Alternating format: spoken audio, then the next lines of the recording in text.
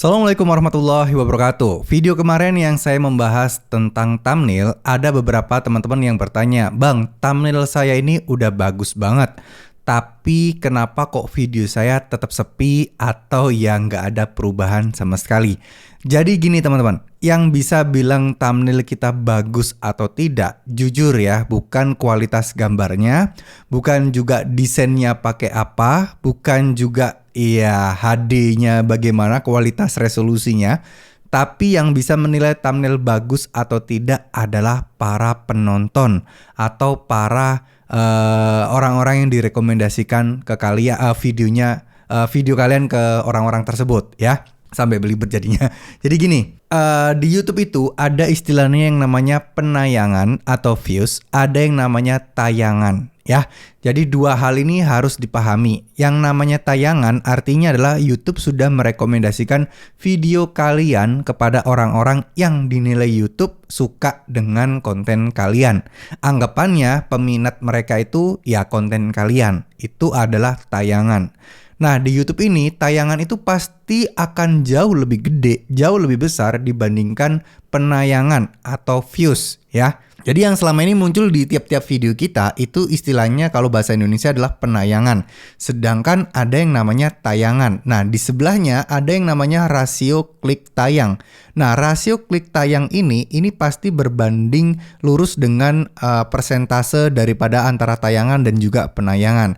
Artinya apa? Artinya kalau rasio klik tayang rasio klik tayang ya, itu lebih gede presentasinya, misal di atas 10%, di atas 20%, itu thumbnail kalian bagus. Atau seenggaknya di atas 5% dulu lah untuk awal-awal. Itu udah sangat-sangat bagus. Tapi kalau masih di bawah 5%, artinya ada yang salah dengan thumbnail kalian. Meskipun menurut kita, wah bang, saya bikinnya pakai Photoshop, saya bikinnya udah paling HD banget nih, Pak, resolusinya itu futuristik banget nih bang.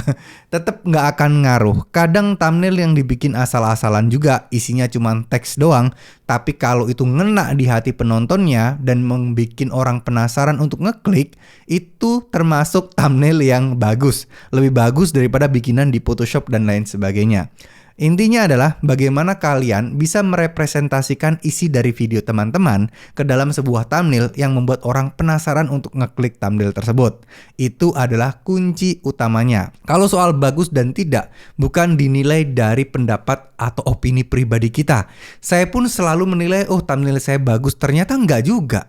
Kadang thumbnail yang saya bikin ngasal, yang nggak pakai Photoshop, pakai cuman Canva, itu justru rame. Sedangkan thumbnail yang saya beli, yang saya bayar orang untuk membuat thumbnail itu dengan desain yang sangat menarik, belum tentu rame juga. Nah, kalau saya lihat di laporan atau analitiknya, ya rasio klik tayangnya kurang dari 5%. Artinya, ya thumbnail saya berarti yang itu kurang bagus. Nah, kurang bagusnya di mana?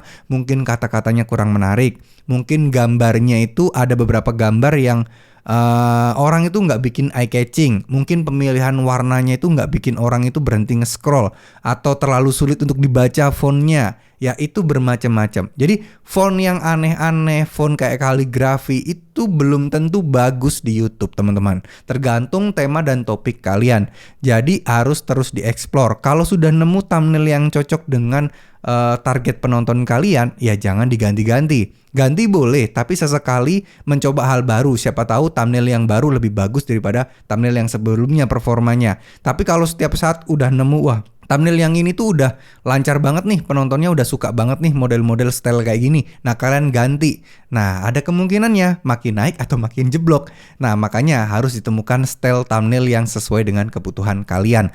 Ngikut-ngikut orang belum tentu juga sukses, karena banyak banget saya lihat orang si A, si B, si C ngikut-ngikut ya, ngikut-ngikut channel tertentu, ngikut-ngikut channel besar, tapi ternyata jumlah viewsnya dan lain sebagainya juga nggak berkembang-berkembang juga, karena memang punya target audiens masing-masing. Terinspirasi boleh, plek-plekan juga boleh, tapi sekali lagi itu tidak menjamin kesuksesan kalian. Makanya saya selalu menyarankan terus mencoba, berani untuk explore.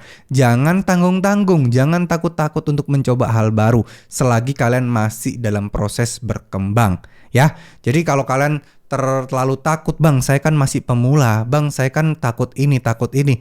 Ya, ini sampai kapan teman-teman mau jadi pemula? Jangan mau teman-teman itu dibilang diri kalian pemula terus, jangan mau. Karena kalian juga punya hak untuk bisa berkembang cepat. Kalian juga punya hak untuk bisa belajar dan bisa melewati atau melampaui orang-orang lain selain diri kalian, gitu loh. Jadi, kadang label pemula ini jangan sampai terlalu lama di diri kalian, ya. Cukup stop awal mulai terjun sebulan, 2 bulan, 3 bulan, harusnya jangan melabeli kalian pemula. Ya syukur-syukur kalian, ya bang nggak masalah lah bang, saya tetap tetap berjuang kok, tetap optimis kok, ya it's okay.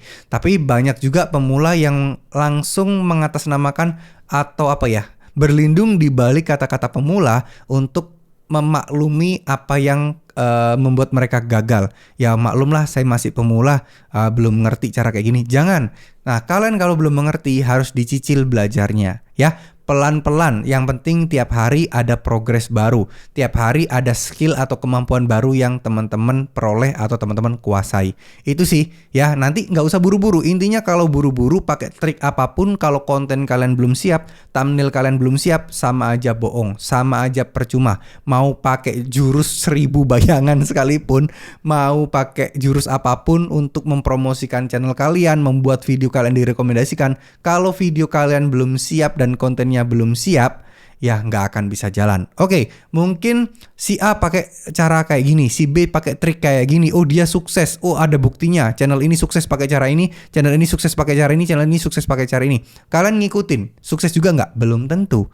Karena itu tadi, semua punya target audiens masing-masing. Terus yang kedua, kualitas konten yang kalian bikin belum tentu bisa sama seperti mereka atau sebagus mereka. Itu juga sih yang paling penting. Ya intinya teknik apapun, kalau konten kalian belum siap, sama aja bohong. Yang sukses-sukses itu pakai cara-cara dan metode seperti itu, ya karena konten mereka siap dan konten mereka sudah layak dan konten mereka memang bagus. Jadi pakai trik apapun, ya mereka pasti akan sukses. Nah, sedangkan kita yang masih banyak kekurangan, ya fokus aja di pengembangan diri kita, proses untuk upgrade terus konten-konten kita, itu jauh lebih baik teman-teman. Ya, terima kasih. Mohon maaf jika ada salah-salah kata. Wassalamualaikum warahmatullahi wabarakatuh.